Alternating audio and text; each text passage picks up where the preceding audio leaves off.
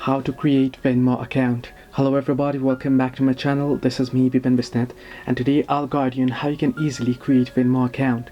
Well, the process itself is pretty simple and pretty easy, so let me guide you through. You can do so on the Venmo application by downloading it from your Play Store or App Store. So here I'm on the web. You can do so on the web as well. Simply head into venmo.com.